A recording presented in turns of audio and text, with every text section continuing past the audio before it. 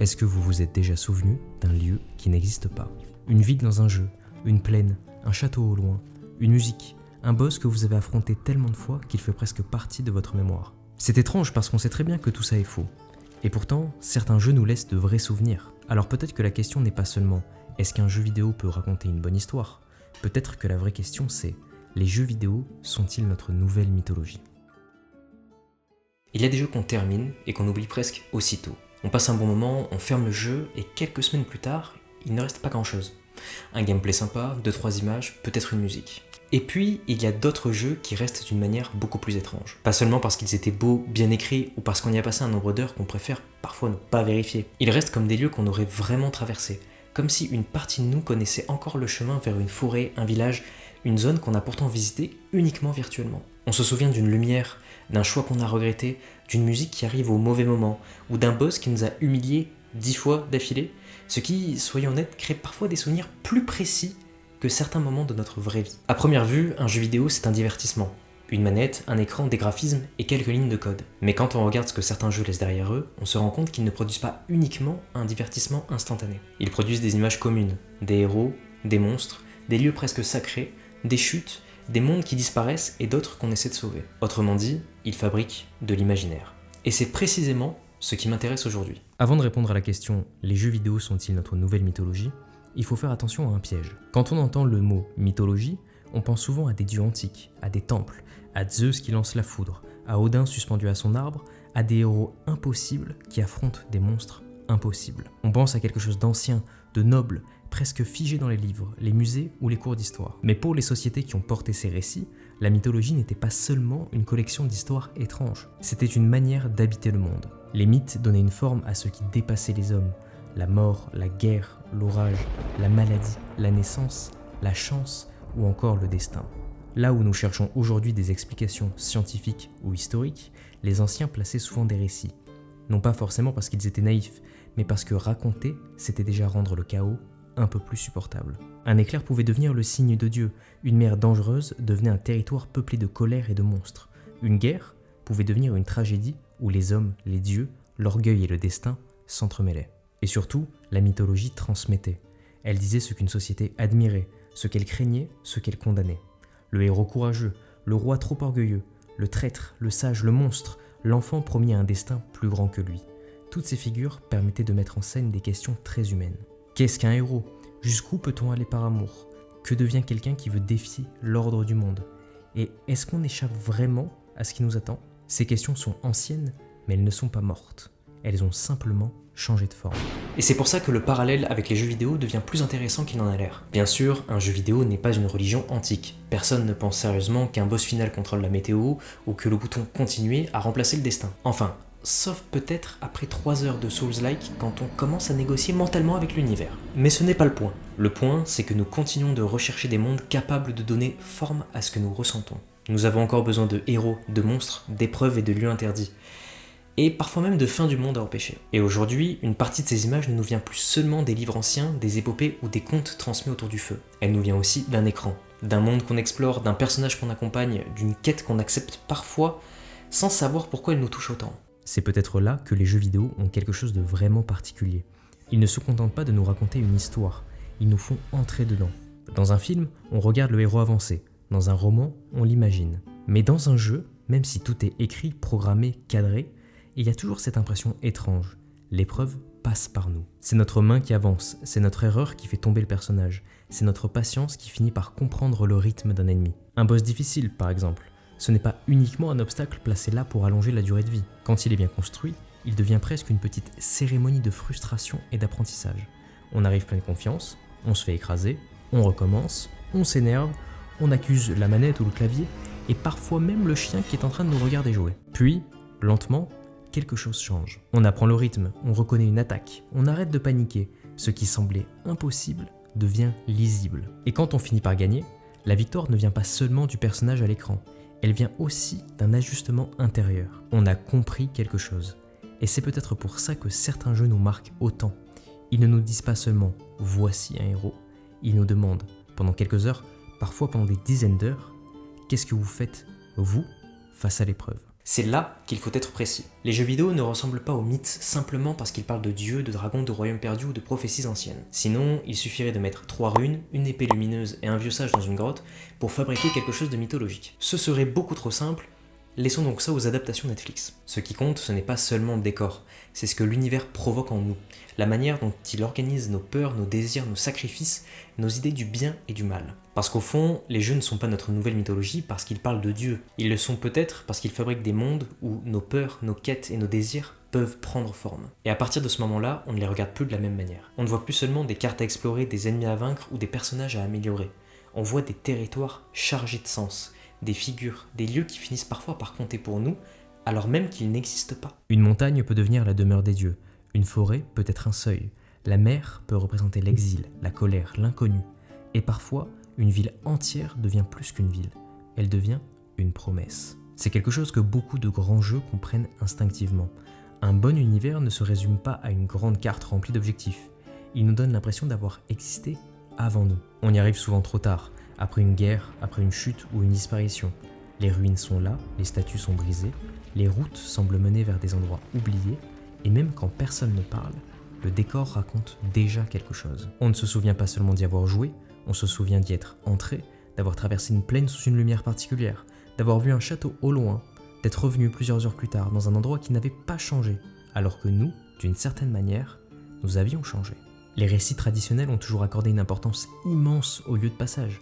La grotte, le fleuve, la montagne, le royaume des morts ou encore le labyrinthe. Ce sont rarement de simples étapes. Ce sont des endroits où l'on devient autre chose. Le jeu vidéo reprend cette idée, mais il la rend concrète. On ne nous dit pas seulement qu'un lieu est dangereux, on doit l'approcher. On hésite avant d'y entrer. On apprend ses règles, ses pièges. Et parfois, ce n'est pas le scénario qui nous marque le plus, mais le souvenir très précis d'un endroit où l'on n'avait vraiment pas envie de mourir une fois de plus.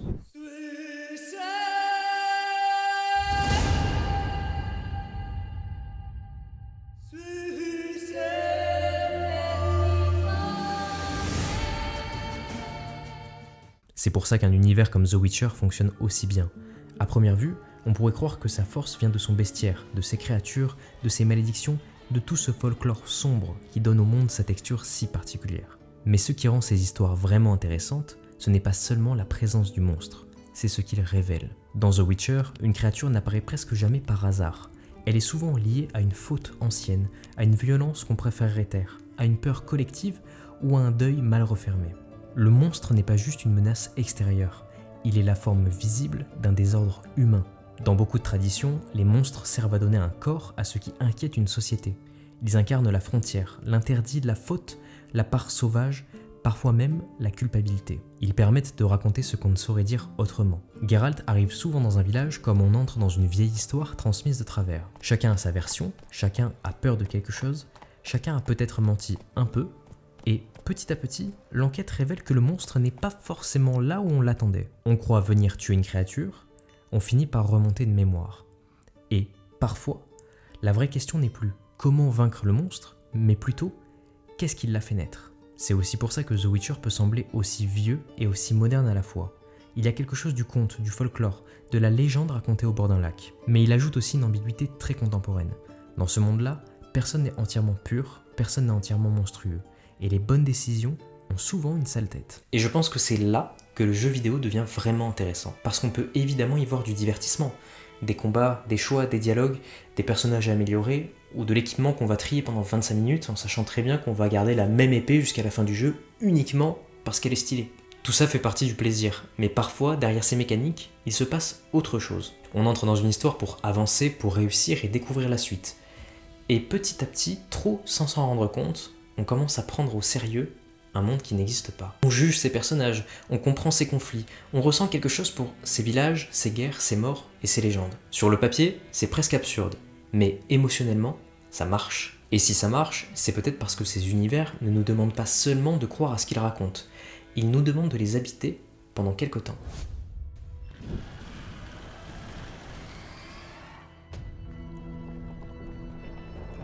À l'opposé, Shadow of the Colossus raconte tout par le silence.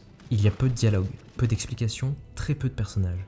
Le monde paraît vide, immense, comme s'il avait été abandonné depuis si longtemps qu'il ne restait plus que des pierres, du vent et des présences trop grandes pour être comprises. Les colosses ne ressemblent pas vraiment à de simples ennemis. Ils sont massifs, lents, anciens. On ne sait pas toujours s'ils nous menacent ou si c'est nous qui venons troubler quelque chose. Et c'est précisément ce malaise qui rend le jeu si puissant. Chaque victoire laisse une trace étrange. On a réussi, oui, on a abattu ce qu'on devait abattre, mais au lieu d'une satisfaction claire, il reste souvent une gêne, comme si l'on venait de franchir une limite, comme si le jeu nous avait laissé faire quelque chose avant de nous laisser comprendre ce que cela signifiait. Cette sensation rejoint une idée très ancienne. Le sacré n'est pas seulement ce qui rassure, c'est aussi ce qu'il ne faut pas toucher n'importe comment, ce qu'on approche avec crainte, ce qu'on risque de profaner en croyant simplement accomplir une mission. Dans beaucoup de mythes, le héros cherche à réparer une perte, sauver quelqu'un, défier la mort. Mais ces récits savent très bien que l'amour, le courage ou la volonté ne suffisent pas toujours à rendre un geste juste. Shadow of the Colossus ne transforme pas cette question en discours, il la met dans nos mains. Et c'est là que le média devient unique. Il peut nous faire participer à une transgression avant même que nous soyons capables de la nommer.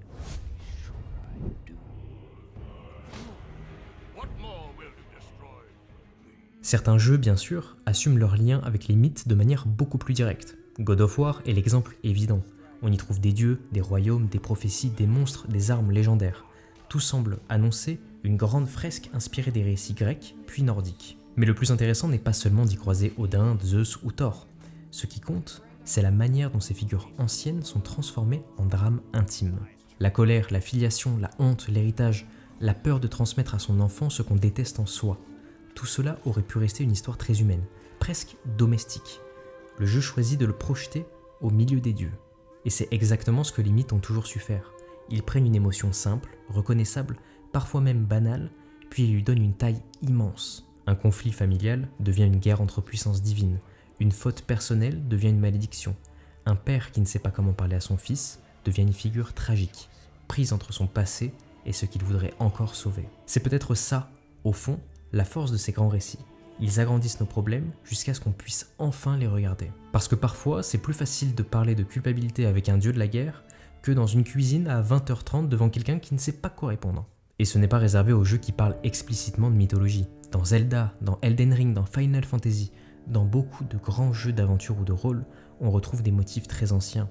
L'enfant ou le héros appelé par une tâche qu'il dépasse, le monde malade, le royaume corrompu, ou bien la lumière à restaurer.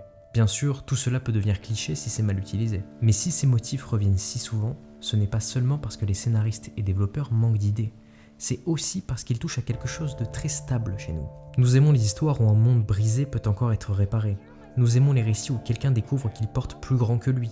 Nous aimons les quêtes parce qu'elles donnent une forme à une chose que la vie réelle rend souvent beaucoup plus floue. Avancer, échouer, recommencer, comprendre, puis revenir changer. Les mythes anciens faisaient déjà cela. Les jeux vidéo, eux, l'ont rendu jouable. Et parfois, ce qui est dans la mémoire collective, ce n'est pas seulement une histoire ou un personnage. C'est une atmosphère, une couleur, une musique.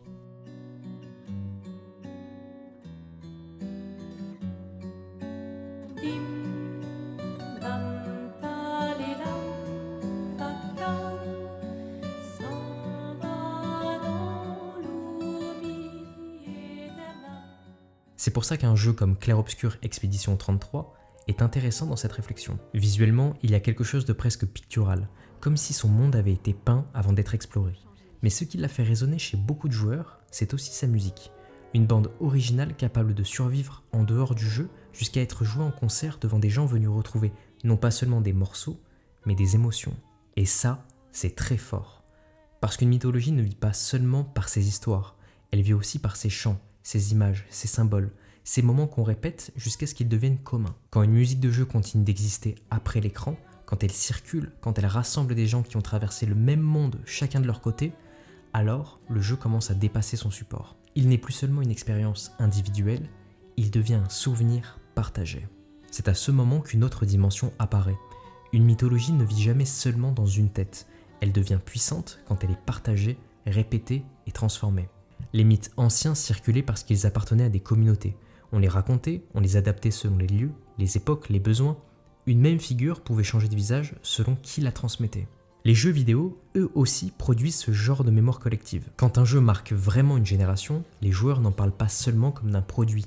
Ils racontent leurs premières découvertes, Leur boss le plus difficile, le choix le plus douloureux, la théorie préférée, leur fin impossible à oublier. Et petite parenthèse sans spoil, j'espère que vous avez choisi la fin de Verso dans Clair Obscur. Autour de certains jeux, il se crée presque une tradition orale moderne. Des anecdotes, des interprétations, des débats, des vidéos d'analyse, des fanarts, des mèmes et des souvenirs. On se transmet des phrases, des lieux et des symboles. On reconnaît quelqu'un qui a vécu le même jeu que nous à une simple référence. Avant, les récits se transmettaient autour du feu.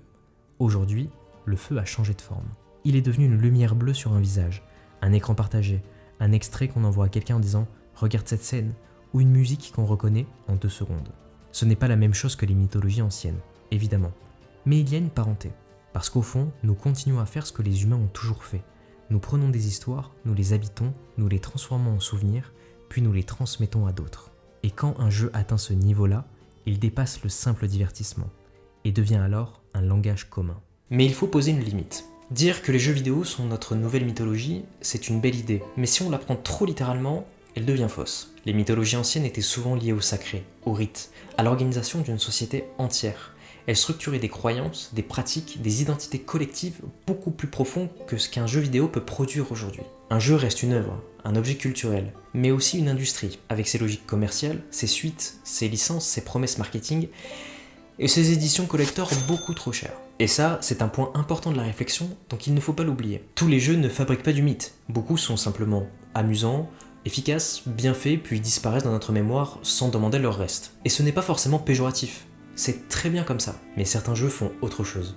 Ils restent profondément imprimés dans notre mémoire. Ils produisent des images qui dépassent leur propre support, ils deviennent des références communes, ils accompagnent des périodes de vie, ils donnent une forme à des émotions qu'on ne savait pas forcément nommer. Alors, les jeux vidéo sont-ils notre nouvelle mythologie ? Je pense que la réponse la plus honnête, c'est pas entièrement. Pas au sens où les anciens Grecs, les peuples nordiques ou les civilisations antiques pouvaient vivre avec leurs dieux, leurs rites et leurs récits fondateurs. Mais ils remplissent peut-être une fonction voisine. Ils fabriquent des mondes où l'on peut projeter nos peurs, nos désirs, nos blessures et nos espoirs.